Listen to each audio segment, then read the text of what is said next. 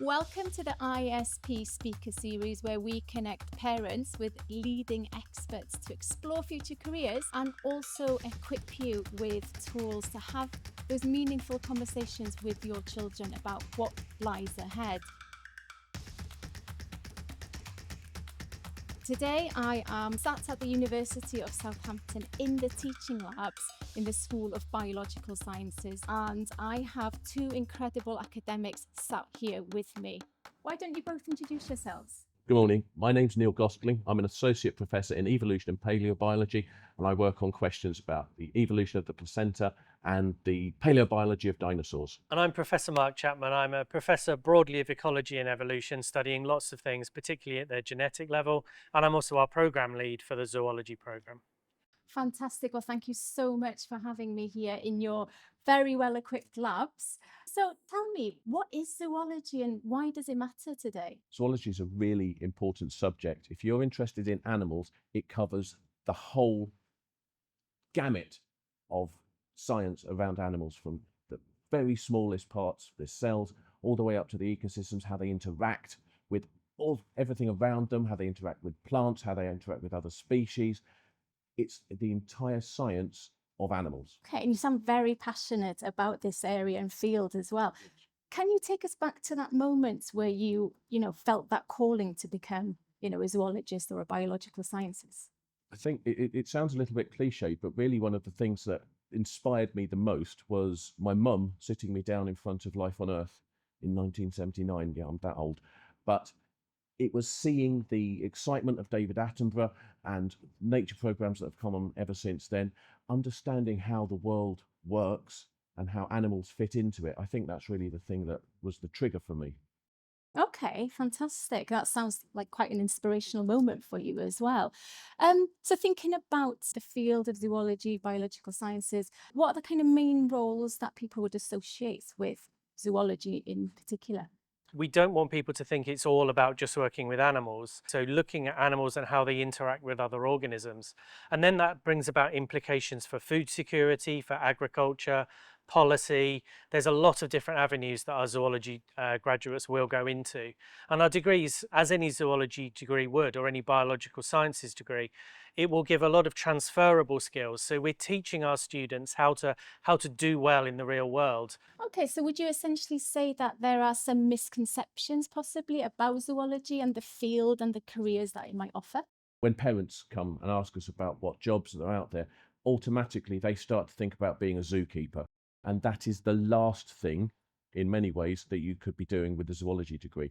Zoology allows you to do just about anything. And I think it's important to remember that it's not just looking at animals. You can look at the cells of the animals. You can look at enzymes in those cells. You can look at those animals in their ecosystems. So it's not just looking at skulls, looking at fossils, looking at things like that, but actually it's using molecular biology tools, genetic tools and things like that to understand about organisms in their entirety. So you mentioned quite innovative sounding technology in that response. Can you talk a little bit more about, any particular tool or any particular type of technology that's really revolutionized how you work and makes it exciting? Technology is advancing at such a rate, and that holds for everything we do in the sciences. So part of my research is actually looking at whole genomes and sequencing the genomes of organisms, and we can now do that at relatively low cost compared to just even 10 or 15 years ago. But there's all these other computational approaches. So we have researchers using satellites to understand where animals are migrating. They're using AI tools and things like that, and anything where we need computational power, especially at Southampton, we're really well set up to do really like high, super fast computing at this university. So I'm a paleobiologist. I work on dinosaur fossils, and you might think that those are the least technologically interesting things you could possibly, very 19th century. But actually the work that I'm doing is dragging paleobiology into the 21st century, because I'm using really high resolution imaging and CT scanning to get right inside fossils, so that we don't have to break them open to see what sort of internal structures look like, and that we can actually mine them for all of the information that you could possibly get out of things which may be 125, 200 million years old. So the technology that we have on campus, and students are involved in projects like this, resulting in publications, allow us to get right to the very heart of some of the the most fun aspects of zoology that we could have. Wow, that sounds like there's been a lot of development over, the last 10, 20 years. Very much so. Thinking about students today, what kind of skills would they need to thrive in that kind of new wave zoology? I think students having a really good knowledge of IT and using computers, it's developing really, really quickly. The use of AI, using AI to model and to expand our understanding and ask questions about what's going on in the environment is going to become an increasingly important part of students and careers in the future. We will give them skills. We will teach them transferable skills for going into the workplace, things that will bring them into zoology to start with, to come and study here. Just an enthusiasm for science, a love of the natural world, an excitement about what's going on in front of their noses, looking around the world, developing a passion for a subject. That is what's going to set you up.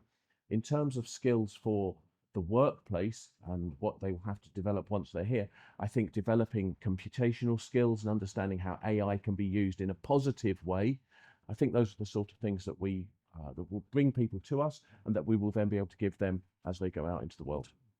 Okay, fantastic. So, at ISP, sparking curiosity within a child is essential. Are there any other ways that parents could maybe support their child to develop this passion? Are there any websites, apps, or any extracurricular activities they can get involved in? The most important thing is to have that curiosity. So anything that can kind of allow a child to explore those possibilities is useful. And we would always suggest things like, building a small sort of setup in a garden where, with an old rotten log where you can just wait for millipedes and things to colonize, and, taking kids out just to explore more widely.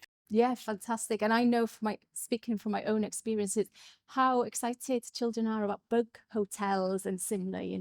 Getting outside, turning over logs, going onto the beach again, and doing rock pooling and all of these sort of things that bring children into the natural world is really important. And it's really important to do it from a young age. Science is hard. No matter what science you're doing, it's hard. And if you don't have that passion, that excitement before you go to secondary school, it's hard for you to get it. People do, obviously. If you get a 6-year-old, a 5-year-old, a 4-year-old, and they're already excited about bugs, fossils, whatever it might be, spaceships, get them interested and excited right from the word go. Talk to your children. There's wonderful books. You've got iNaturalist. You've got, I forget the one about the birds. What's the bird one? The one about the birds is Merlin. So it uses AI to actually listen to the surroundings, and it will tell you which birds it can hear. Yes. Oh, wow. It's wonderful. And then you can get your kids excited right from the word go, just on the walk to school, on the walk through the park, all this sort of thing. It's beautiful because it's a cycle that children can follow. Appreciating that things change through the year or across different years, and kind of doing some record keeping and stuff can actually be really interesting to look at which insects did you see in every month, and then are they the same next year, and it's just a case of being exploring the internet to see what's available to you and your children. So I run a webpage on Facebook called The Dinosaur on Your Windowsill, and it's an opportunity for parents to ask questions, and it's there, and it's a resource where people find something, they can ask that question. My child found this in the back garden, what is it? And it just means, and there's loads of academics and loads of interested people who are in this site, and it just enables people to interact with the world around them. Be excited and help your children to develop that passion. Yeah, fantastic. And thanks in advance for actually helping us identify some websites that will be of use, and we'll share that on our site as well. So I'm going to ask both of you, if you could summarize your final thoughts or top tips for parents about supporting their child and having conversations about zoology and the related fields, what would they be? Well, I would certainly say emphasising to children that zoology isn't just about a career as a vet or working in a zoo. So, we're fortunate enough to be in the teaching labs here in the biological sciences school, and you can see that there's pipettes there. We can do molecular biology with animals. We look at whole organisms. We look at skulls, but we also do all the computational work, thinking about the future, thinking about climate change. And there's this pressure for sort of animal substitutes in our food, plant-based proteins, and even lab-grown meat and things like that. If you're a parent and you want to find something and encourage something for your child to do, which is going to give them the best job prospects possible, find that thing that they're passionate about. Do that for your degree and then go into a career in zoology or go into a career in anything else, because we'll teach you the transferable skills that will get you that graduate position.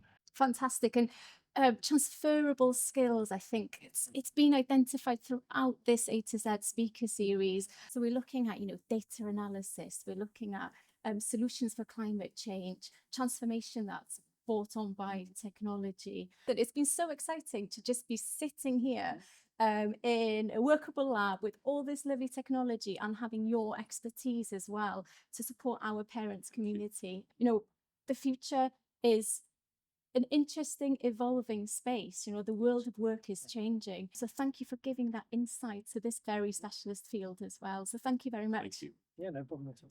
Thank you.